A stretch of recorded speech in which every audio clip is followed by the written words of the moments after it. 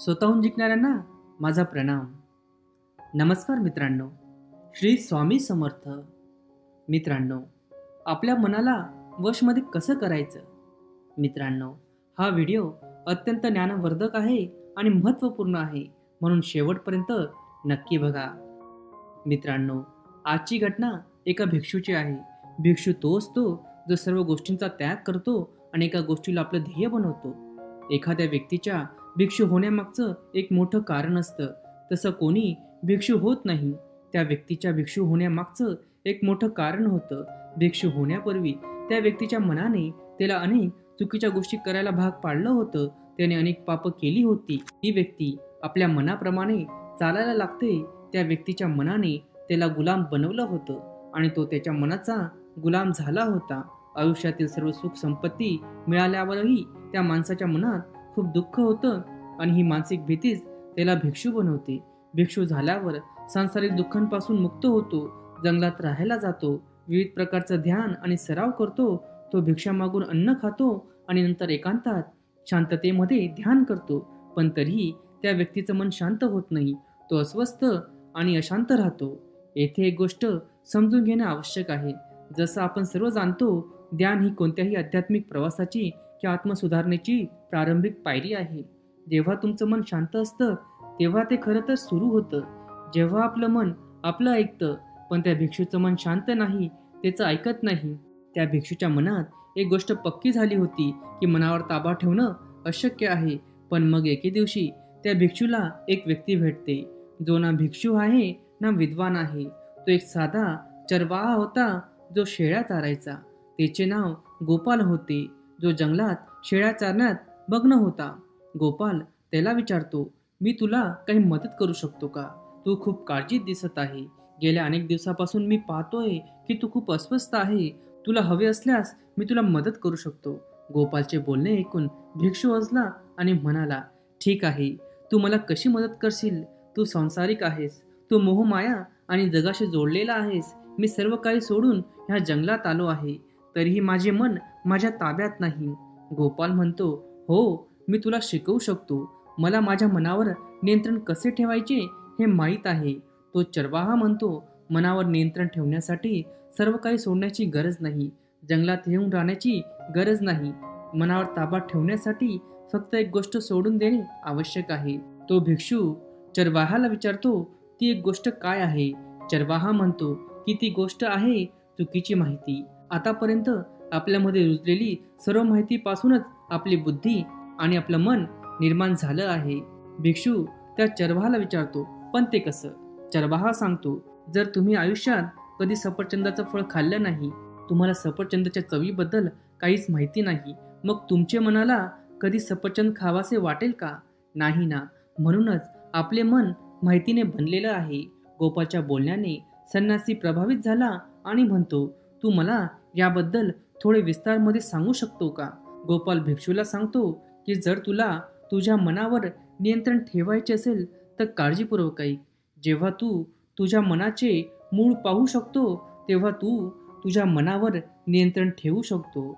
मन माहितीपासून बनलेलं आहे आणि आपल्या शरीरामध्ये माहितीचे 5 प्रवेशद्वार बनलेले आहेत.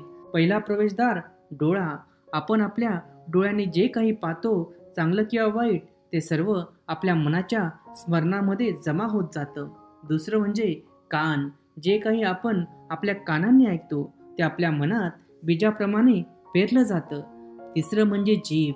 आपण जे काही चाखतो ते आपल्या मनाच्या स्मरणात अंकित होऊन जातो. चौथं म्हणजे नाक. एकदा आपण वास घेतला, मग तो सुगंध असो की दुर्गंधी, तो आपल्या मनात नोंदवला जातो. आणि पाचवा म्हणजे स्पर्श.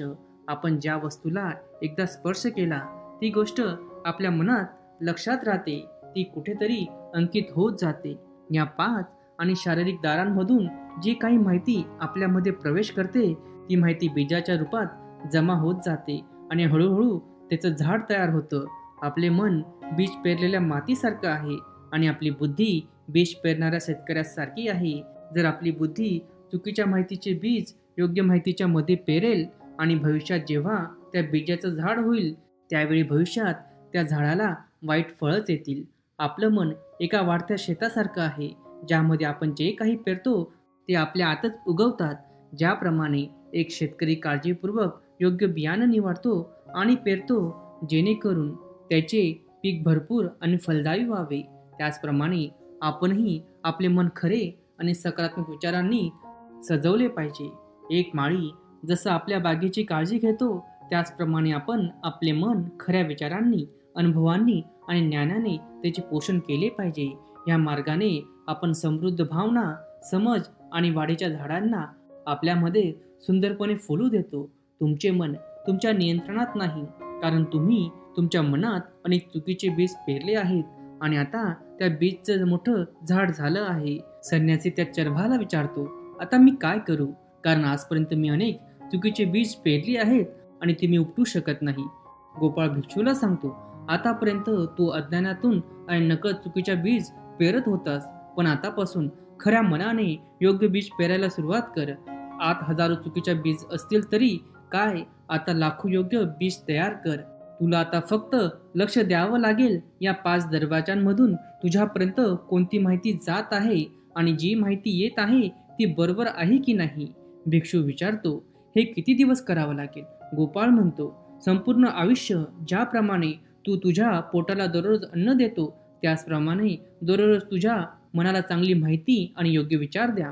जीवनातील प्रत्येक दिवस, प्रत्येक क्षणी तुझ्याकडे 2 पर्याय असतील. त्यातील एक बरोबर असेल आणि दुसरा चुकीचा असेल, पण तुला प्रत्येक वेळी योग्य पर्याय निवडावा लागेल. नेहमी लक्षात ठेवा, योग्य निवड केल्याने आतून वेदना होऊ शकतात, तुम्हालाही त्रास होऊ शकतो, पण ती वेदना तात्पुरती असेल.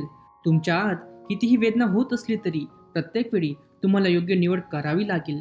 जितक्या वेळा तुम्ही योग्य निवड कराल, तितके योग्य बीज तुमच्या आत पेरले जातील आणि ज्या दिवशी योग्य बीज चुकीच्या बियाणांपेक्षा जास्त असतील, त्या दिवशी तुमचे मन तुमच्या नियंत्रणात असेल, तुमच्या वशमध्ये असेल. पण त्या दिवसासाठी तुम्हाला आजपासून प्रयत्न चालू ठेवावे लागतील. आणि शेवटी गोपाळचे म्हणणे भिक्षूला समजले. मित्रांनो, हा व्हिडिओ आवडला असेल तर लाईक करा आणि चॅनलला सबस्क्राईब करा. आणि जाताना मी परत एकदा सांगेल की आपल्या देवाच्या आशीर्वादाने, आपल्या परिवारासोबत आणि आपल्या मेहनतीने असं करून दाखवा की जगाला वाटेल करावं तुमच्यासारखं. धन्यवाद. जय जय राम कृष्ण हरी. श्री स्वामी समर्थ.